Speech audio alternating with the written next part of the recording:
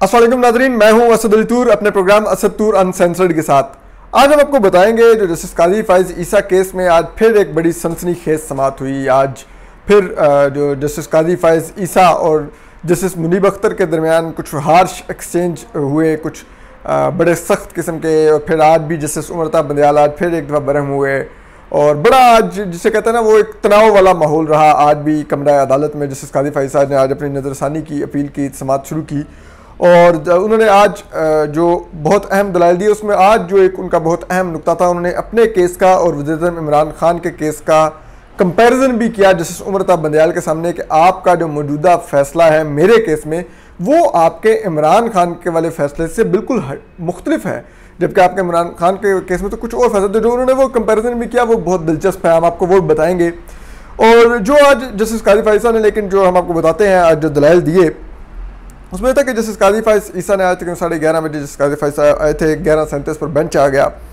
और उसके बाद जो जस्टिस काजी फाइज साहब जब रोस्टर पे आया तो उन्होंने आज अपनी बात का आगाज़ जो किया, उन्होंने कहा कि मैं कहूँगा कि मेरी जो पिटीशन है वो जेन्युइन पिटीशन है। और उन्होंने कहा कि मैं अपनी पिटीशन को जेन्युइन इसलिए कह रहा हूँ कि मेरी अहलिया की जो पिटीशन है वो इस केस में फ्रीक नहीं थी, लेकिन आपने उनके खिलाफ फैसला सुना दिया, तो मैं क्योंकि फ्रीक था तो मेरी पिटीशन जेन्युइन पिटीशन है। इसी तरह उन्होंने फिर ये भी कहा कि अपने दलाइल का आगाज़ करते हुए उन्होंने सबसे पहले उन्होंने कहा कि मैं अपनी अहलिया मिस सीना ईसा से माफ़ी मांगता हूँ, मैं अपनी बेटी सहर ईसा से माफ़ी मांगता हूँ, मैं अपने बेटे अरसलान ईसा से माफ़ी मांगता हूँ कि उन लोगों को ये सब कुछ मेरी वजह से उनको सामना करना पड़ा और ये फैसला उनके खिलाफ आया जबकि निशाना मैं था। इस पर उन्होंने फिर बताया, उन्होंने कहा कि मेरी अहलियाँ हैं, उन्होंने बलूचिस्तान हाई कोर्ट में रहते हुए बहुत ज़्यादा वहाँ की वर्कर्स की, स्टाफ की वेलफेयर के लिए काम किया। मैं इनसे माजरत ख्वाह हूँ क्योंकि इनको अफसोस तो हुआ होगा कि मैंने इतना इस इदारे के लोगों के लिए किया और मेरे पर इस तरह के इल्ज़ामात लगाए गए इस इदारे में खड़े होकर। तो फिर उन्होंने इसके बाद ये भी कहा कि जो फ़रोग नसीम है, उन्होंने कहा कि मेरी अहलिया के बारे में उन्होंने इल्ज़ामात लगाए जो कि बहुत शर्मनाक और अफसोसनाक थे। और उन्होंने कहा कि मेरी अहलिया मुझसे शादी करने से पहले से जॉब भी करती हैं और टैक्स भी देती हैं और बहुत अच्छी जॉब करती थी अमेरिकन स्कूल में। इनकी डेरा मुराद जमाली और दीगर इलाकों में जायदादें हैं, ज़रई रकबे हैं जहाँ से इनको आमदन होती है, इनकी दीगर जायदादें हैं जिनसे इनको किराया मौसूल होता है, इनके सेविंग सर्टिफिकेट्स है, सब कुछ है और ये सब कुछ रिकॉर्ड पर है जो अदालत को पेश कर चुके हैं, लेकिन इन पर ये इल्ज़ामात लगाए गए। फिर वो कहते हैं कि अब मैं आता हूँ केस के ऑर्डर की तरफ। तो केस का एक तो रेफरेंस खारिज करने वाले नुक्ते से तो मैं एग्री हूँ, लेकिन जो FBI भेजने वाला जो हिस्सा है वो कहते हैं कि मैं इसको गलत समझता हूँ, ये एरर ऑफ जजमेंट है। वो उसमें वो कहते हैं कि जो ऐसा लगा इस ऑर्डर से कि जैसे मुझे एक पार्शल रिलीफ दिया गया है। उनका पार्शल रिलीफ नहीं, जो अदालत होती है उसने जो हल्फ आइन और कानून के तहत उसने करना था, उससे बाहर वो कोई जूरिस्प्रूडेंस नहीं ड्रा कर सकती। तो उस पर उन्होंने कहा कि FBI को उन्होंने कहा कि डायरेक्शन दे दी गई कि वो जस्टिस मेरी अहलिया मिसेस रीना ईसा, उनकी मेरे बच्चों की वो जायदादों की और उनके मनी ट्रेल की वो करें सारी इन्वेस्टिगेशन। उन्होंने कहा कि बात यह है कि ये FBI के इनकम टैक्स ऑर्डिनेंस और फॉरेन करेंसी अकाउंट एक्ट की खिलाफ वर्जी था, ये ऑर्डिनेंस उसके मुनाफी था जो दिया गया। फिर वो ये भी बताते हैं कि जो सुप्रीम जुडिशल काउंसिल थी उसके बारे में भी उन्होंने बात की। उन्होंने कहा कि वहाँ पर जो मेरे खिलाफ कार्रवाई चलाई गई, उन्होंने कहा कि आप ये देखिए कि मैं उसी इमारत में मौजूद था, मुझे नहीं बुलाया गया, लेकिन अटॉर्नी जनरल को बुला के सुना गया और एक तरफा मेरे खिलाफ कार्रवाई चलाई गई और ये इस अंदाज में कार्रवाई चलाई गई कि जिससे इंसाफ का बदतरीन अंदाज में जालिमाना कत्ल किया गया। और फिर वो कहते हैं कि मैं सुप्रीम जुडिशल काउंसिल की मिन्नतें करता रहा कि आप मुझे रेफरेंस की कॉपी दें, मुझे पता चले मेरे खिलाफ क्या रेफरेंस दायर हुआ है, लेकिन टीवी पर तो चल गया पूरा रेफरेंस, अखबार में पूरा रेफरेंस छप गया, लेकिन मुझे वो रेफरेंस की कॉपी ना दी गई। फिर वो कहते हैं कि जस्टिस अजमत सईद शेख ने रिटायरमेंट से कबल वो मेरे खिलाफ एक फैसला देने के लिए बड़े सरगर्म रहे।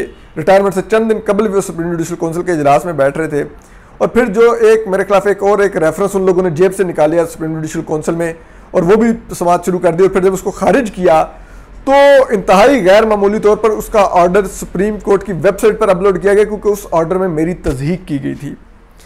और वो कहते हैं कि ये सब कुछ किया गया मेरे साथ और फिर वो कहते हैं कि जस्टिस अजमत सईद शेख ने कोई इस अदालत ने ये सुप्रीम जुडिशल काउंसिल ने जानने की कोशिश नहीं की कि ये वही डोगर कौन है। उन्होंने कहा कि अजमत सईद शेख, मुझे दुख हुआ, आई गेट हर्ट कि उन्होंने मेरे खिलाफ इस किस्म का फैसला दिया, हालांकि मेरे दोस्त थे। और उन्होंने कहा कि अब वो हुकूमत के बहुत पसंदीदा हैं, वो हुकूमत के कमीशनों में आके बैठते हैं। उन्होंने कहा कि वो मेरा मसला नहीं है कि वो हुकूमतों के कमीशन में बैठ के क्या कर रहे हैं, लेकिन आपको बता रहा हूँ कि अब वो हुकूमत के बहुत पसंदीदा जज हैं। फिर वो ये कहते हैं कि इस अदालत जस्टिस उमर ताब बंदयाल ने कहा कि आप दिखाइए कि इसमें क्या एरर ऑफ जजमेंट क्या है हमारा, आप उस पर लाइए। तो उस पर उन्होंने कहा कि मैं उस पर आता हूँ, मैं ये बता रहा हूँ आपको कि किस तरह से इसमें सारी बदनीति है। तो जस्टिस उन्होंने कहा कि तो जस्टिस मुनीब अख्तर ने मुदाखलत की। उन्होंने कहा कि आप बराए मेहरबानी, क्या आप ऑर्डर के FBR वाले हिस्से तक महदूद हैं कि आप ये जो दूसरे हिस्से में जा रहे हैं सुप्रीम जुडिशल काउंसिल का, तो इसको हम ऑलरेडी सुन चुके हैं और आप उन जजेस की बात कर रहे हैं जो रिटायर हो चुके हैं और मेरा नहीं ख्याल कि उन्होंने कोई गलती की होगी। तो इस पर जस्टिस कादी फाइज ईसा ने कहा कि मैं इसलिए बात कर रहा हूँ कि मैं चाहता हूँ कि मेरा सुप्रीम जुडिशल काउंसिल पर भी मौक़िफ़ आए, मुझे सुना जाए। उस पर जस्टिस मंसूर अली शाह ने मुदाखलत की। उन्होंने कहा कि आप जस्टिस कादी फाइज से क्या ये कहना चाह रहे हैं कि अगर दोबारा मामला सुप्रीम जुडिशल काउंसिल में जाए तो आपके फैक्ट्स इस्टेब्लिश हों। तो उस पर उन्होंने कहा बिल्कुल मैं यही चाह रहा हूँ, अगर जस्टिस मुनीब अख्तर मुझे बोलने दें, मुझे सुनने। तो उस पर जस्टिस मुनीब अख्तर ने कहा और ये तो बेशक कहें कि वो 2 जजेस एट फॉल्ट नहीं थे। तो इस पर जस्टिस मुनीब अख्तर ने कहा कि आप मेरे से मंसूब ना करें किसी को और ना ही मेरे से वो मंसूब करें जो मैंने बात की। बड़े गुस्से में वो बोले। और फिर इसके बाद आगे जब दलाइल बढ़े तो उसके बाद उन्होंने जस्टिस कादी फाइज ईसा ने दोबारा से कहा कि इस सबको उन्होंने जस्टिस मुनीब अख्तर को शट आउट किया। उन्होंने कहा कि उनको तो मुकद्दस माना जा रहा है रिटायर्ड जजेस को, जस्टिस चीफ जस्टिस जो थे आसिफ सईद खोसा और जस्टिस अहमद सईद शेख, तो क्या मैं इस अदालत का जज नहीं हूँ? क्या मेरी इज्जत नहीं है? क्या मेरी तकरीम नहीं है? तो ये उन्होंने फिर उसका जवाब दिया। इसके बाद उन्होंने जस्टिस मकबूल बाकर ने कहा कि आप बराए मेहरबानी फैक्ट्स पर फोकस करके कोर इश्यूज़ को एड्रेस करें। तो उस पर जस्टिस कादी फाइज़ ने कहा कि मैं, क्योंकि मेरे खिलाफ सुप्रीम जुडिशल काउंसिल में रिमार्क्स दिए गए, तज़हीक की गई मेरी, तो वो जो कि इस अदालत ने जिससे मुझे क्लियर किया, तो मैं चाहता हूँ कि मैं वो बताऊँ कि उन्होंने मेरे साथ किस तरह का तासुब अमेज़ रवैया अपनाया। इसके अलावा उन्होंने फिर जस्टिस कादी फाइज़ ने एक और भी दिलचस्प बात की। उन्होंने कहा कि एक फैज़ाबाद धरना है, केस का फैसला है। उन्होंने कहा दरअसल सब कुछ उस वजह से मेरे खिलाफ हुआ। और उसके लिए उन्होंने जो सबसे दिलचस्प और बहुत ही अहम फैक्ट बताया, उन्होंने कहा कि आप देखिए, मैंने खादम रिजवी के खिलाफ फैसला दिया, वो रिव्यू में नहीं आया, लेकिन हुकूमत इस्टेब्लिशमेंट, मतलब उन्होंने कहा कि दीगर तमाम जो फ्रीकैन थे वो फौरन फ्रीक बन गए, उन्होंने रिव्यू दायर कर दिया। तो जिसके खिलाफ फैसला था उसको नहीं फिक्र थी, लेकिन इन सबको फिक्र थी, ये रिव्यू में आ गए। और उन्होंने कहा आज तक वो रिव्यू फिक्स नहीं हुआ। आप जस्टिस गुलजार से भी जो चीफ जस्टिस हैं उनसे भी पूछिए कि क्यों नहीं अभी तक फिक्स हो रहा है रिव्यू। इस पर जस्टिस मुनीब अख्तर ने फिर मुदाखलत की। उन्होंने कहा कि आप बराए मेहरबानी जो जजेस हैं उनके बारे में मत जाइए, आप सिर्फ फैक्ट्स तक रहिए। तो उस पर उन्होंने फिर बताया कि जस्टिस कादी फाइज ईसा ने उसके बाद जो जस्टिस मंजूर मलिक थे, उन्होंने भी कहा कि जस्टिस कादी फाइज ईसा, आप बराए मेहरबानी कौंसिल की तरह दलाइल दें, आप पार्टी की तरह मत बात करें। तो जस्टिस कादी फाइज ईसा ने कहा कि मैं कौंसिल नहीं हूँ, मैं इस केस में ज़ाती हैसियत में दलाइल देने आया हूँ। इसके बाद फिर जस्टिस कादी फाइज ईसा ने कहा कि इस फैसले के अंदर जो एक नई ज्यूरिस्प्रूडेंस ड्रॉ की गई, जो कि आइन और कानून में कहीं मौजूद नहीं है, कि कहा गया कि मेरी अहलिया और बच्चों की जायदादों का आप करें जाके ऑडिट, FBR करे, और FBR को ऑर्डर दे दिया गया। उन्होंने कहा कि अगर ये तब मुनासिब होता कि अगर तमाम सुप्रीम कोर्ट के जजेस की बेगमात और बच्चे, तमाम जर्नलों की बेगमात और बच्चे और तमाम ब्यूरोक्रेट्स की बेगमात और बच्चे अगर इस तरह से जवाबदेह होते, तो फिर मुझसे कहते मेरी बीवी एक इंडिपेंडेंट खातून है, वो अपने टैक्स रिटर्न फाइल करती हैं और वो इस केस में फ्रीक भी नहीं थी, लेकिन उनके खिलाफ किया गया और FBR को कह दिया गया कि आप इनका करें। उसके बाद उन्होंने कहा कि और फिर किया क्या गया FBR में, जिस तरह से एक खातून चेयरमैन को उठा के एक आर्जी चेयरमैन तैनात किया गया, फिर जिस तरह से इशफाक अहमद को बीच में इन्वॉल्व किया गया, जुल्फ़कार अहमद को इन्वॉल्व किया गया जो कि पहले से पार्टी थे इस केस के अंदर, वो सब शुरू हो गया। फिर उन्होंने कहा कि जबकि एक और जो उन्होंने एरर ऑफ जजमेंट आइडेंटिफाई किया, उन्होंने कहा कि इस अदालत के 10 जजों ने मुत्तफ़िका तौर पर ऑर्डर दिया था कि मेरी अहलिया के जो टैक्स अमूर हैं उनका मामला वापस कराची में भेजा जाए, जो कि एफबीआर ने इलीगली इस्लामाबाद ट्रांसफ़र किया था। उन्होंने कहा लेकिन आप लोगों ने जब ऑर्डर किया 7 जजेस ने, तो वो 10 जजेस के ऑर्डर की वायलेशन में आपने कह दिया कि इस्लामाबाद में कर लें, आप उसको दोबारा से ट्रांसफर होला कि जब 10 जजेस करार दे चुके थे कि कराची में होगा, तो आप 7 जजेस कैसे 10 जजेस को वायलेट करके कह सकते थे कि इस्लामाबाद में कर लें। इस पर जस्टिस उमर बंदियाल ने कहा हाँ इस नुक्ते पर आप बात करें। तो आप इसके बाद उन्होंने फिर ये भी जस्टिस काजी फाइज ईसा ने, जस्टिस उमर मकबूल बाकर ने दोबारा कहा कि आप कोर इशूज़ तक रहे हैं, तो जस्टिस काजी फाइज ने कहा सब मेरे लिए कोर इशूज़ ही हैं। इसके बाद उन्होंने कहा कि जो वफाकी वज़ीर कानून है फ़रोग नसीम, उन्होंने कहा कि एफबीआर के जो डेटा सीक्रेसी एक्ट है वो बुनियादी हकूक़ की खिलाफ वर्जी है। उन्होंने कहा वज़ीर कानून ने हल्फ लिया हुआ आइन के दिफा का और वो कह रहे हैं कि आइन में ये गलत है। उन्होंने कहा इस पर तो उनको जेल चले जाना चाहिए, उनको वजारत कानून से हटा देना चाहिए। फिर उन्होंने जिस शहजाद अकबर के लाइफस्टाइल की भी बात की कि वो किस तरह से 8,000 का मुलाजिम था नैब का, और अब देखें कि उसके असासे कितने हैं और ये कैसे वो लाइफस्टाइल एंजॉय कर रहा है, लेकिन उसको कोई नहीं पूछ सकता। इसके बाद उन्होंने कहा कि जो वही डोगर था, सुप्रीम जुडिशल काउंसिल को कोई दिलचस्पी नहीं थी कि वो प्रॉक्सी शिकायत कुनिंदा है, वो शहजाद अकबर के पास कहाँ से पहुंच गया, जबकि वो जो शिकायत लेके आया वो गूगल पे मेरे नाम के जो उसने स्पेलिंग सर्च किए हुए थे वो भी गलत थे। उसके बाद उसको मेरे बारे में मालूमात कैसे मिल गई, किसी ने जानने में दिलचस्पी नहीं ली। उन्होंने कहते हैं कि फिर अनवर मंसूर ने यहाँ पर इल्ज़ाम लगाया कि आप जजेस में से बाज़ ने मेरी पिटीशन तैयार करते हुए मावनत किया। उन्होंने कहा इतनी बड़ा उन्होंने इल्ज़ाम लगाया, उनके खिलाफ कोई एक्शन ही नहीं हुआ। जिस पर जस्टिस उमर बंदियाल ने कहा कि नहीं वो घर चले गए थे। जस्टिस काजी फैज़ल ने कहा कि उनको घर जाना पड़ा। जस्टिस काजी फैज़ल ने कहा कि आप लोगों ने लेकिन एक्शन नहीं लिया, आपने नहीं हटाया, वो खुद हुकूमत ने उनको हटाया, तो जस्टिस आप उनको जेल भेज सकते थे। जिस पर जस्टिस उमर बंदियाल ने कहा कि हम यहाँ पर केसों के फैसले करने बैठे हैं, लोगों को जेल भेजने नहीं बैठे हुए, और आप हम बराए मेहरबानी वो फैसले करने दें। इसके बाद जस्टिस काजी फाइज़ ने आगे ये भी बताया बेंच को कि मुझ पर इल्ज़ाम लगाया गया कि मेरे बच्चे छोटे थे जब ये जायदादें खरीदी गई। उन्होंने कहा ये झूठ है। पहली जायदाद 2004 में मेरी अहलिया ने खरीदी, मैं सुप्रीम कोर्ट का जज ही नहीं था और ना ही हाई कोर्ट का जज था। उन्होंने कहा दूसरी जायदाद 2013 में जब खरीदी तो मेरे बच्चे बड़े थे, पढ़ चुके थे, नौकरियां कर रहे थे, इनके जो लाइफ पार्टनर्स थे वो भी जॉब्स कर रहे थे, और 2013 मेरी अहलिया और बच्चों ने मिल के वो जायदाद ली दूसरी, जिसको ये कह रहे हैं।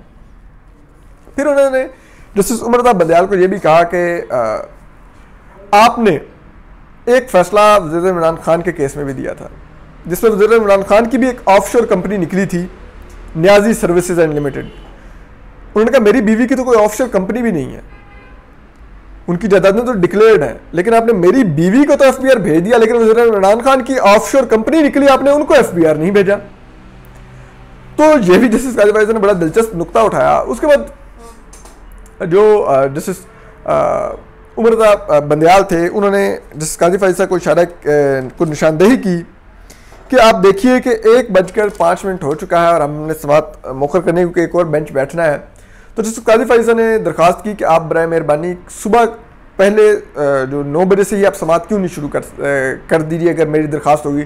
तो जस्टिस उमर बंदियाल ने कहा कि नहीं, हम हर केस को एक तरह से ट्रीट करते हैं, आपके केस को कुछ स्पेशल ट्रीटमेंट मिल सकती है। जस्टिस काजी फाइज़ ने कहा कि नहीं, इस केस में एक स्पेशल बात है, एक मोजिज़ जज जस्टिस मंजूर मलिक इस बेंच के रिटायर होने जा रहे हैं और हम ये चाहते हैं कि उनकी रिटायरमेंट से पहले इस केस का फैसला हो, तो आप इसकी हेयरिंग का टाइम बढ़ा दें और दिन बढ़ा दें। इस पर हम ये एक्सपेक्ट कर रहे थे कि कल के लिए फैसला आएगा, लेकिन उस वक्त जस्टिस उमर बंदियाल दोबारा से बरहम हुए और उन्होंने कहा कि नहीं, देखिए जस्टिस काजी फाइज़ आपको हमने काफ़ी सुन रहे हैं। जस्टिस काजी फाइज़ ने कहा मेरे ऊपर 2 साल से एक इल्ज़ाम लगा, मैं उसको क्लियर करना चाहता हूँ। उन्होंने कहा आप अपने इल्ज़ाम को भूल जाइए, आपके साख का फैसला अल्लाह करेगा। और उन्होंने कहा कि अल्लाह करेगा, लेकिन यहाँ पर मेरी वजह से इस पूरी अदालत की साख को नुकसान पहुँच रहा है और मैं चाह रहा हूँ कि इस पूरी अदालत का इमेज साफ हो, इस साख। तो उन्होंने कहा कि आप इस अदालत की आप फिक्र छोड़ दीजिए। जस्टिस काजी फाइज़ ने कहा कैसे छोड़ दूँ, ये अदालत मेरी अदालत है, मैं इस अदालत का जज हूँ। तो इस पर जस्टिस उमर बंदियाल बरहम हो गए। उन्होंने कहा कि नहीं, आप ये छोड़ दीजिए और ये आपका काम नहीं, आप इधर उधर निकल जाते हैं दलाल देते हुए, आप फोकस नहीं करते। और ये कहते हैं वो एकदम उठ खड़े, उन्होंने कहा कि ना हम मंडे को सुनेंगे। तो उस पर जस्टिस काजी फाइज़ ने कहा कल नहीं, उन्होंने कहा कि नहीं मंडे, यानी कि उन्होंने जुमे का दिन भी वो नहीं रखा। हालांकि काजी फाइज़ दरख्वास्त जस्टिस काजी फाइज़ दरख्वास्त कर रहे थे कि इसकी तेज़ी से चलाएं ताकि जल्दी से जल्दी ट्रायल मुकम्मल हो गया। जस्टिस उमर बंदयाल ने उठकर चले गए और हम उनको देख रहे थे कि जब वो निकल रहे थे कमरा अदालत से तो उन्होंने बड़े गुस्से में यूं करके अपने मुंह से मास्क भी उतारा, यानी कि वो शदीद गुस्से में निकले। और शायद इसी ऐसा तासुर मिला कि शायद इसी गुस्से की वजह से उन्होंने जुमे के दिन बजाय उन्होंने ताखीर से सोमवार का दिन दिया और समात में अब 3-4 दिन का वक्फा आ जाएगा, ताखीर होगी। और जस्टिस का मंजूर मलिक जो रिटायर होने जा रहे हैं, ज़ाहिर बात है मालूम नहीं उनके रिटायरमेंट से पहले पहले किस तरह से दलाइल मुकम्मल होंगे, लेकिन ये आज एक कमरा अदालत में माहौल था। और अगर 2 जजेस जस्टिस उमर बंदयाल और जस्टिस मुनीब अख्तर अगर ऑफेंड हो रहे हैं किसी बात पर, अगर वो उनको कुछ लग रहा है कि जस्टिस काजी फाइज साहब कुछ ऐसा कह रहे हैं, तो ये बड़ा हैरान फिर देखने वाला है कि अब फिर ये चीज़ें क्या इस रिव्यू पिटीशन के फैसले में तो क्या होगा। तो हम देखते हैं। बहरहाल अपना ख्याल रखिए, सलामत रहिए, अल्लाह हाफिज़।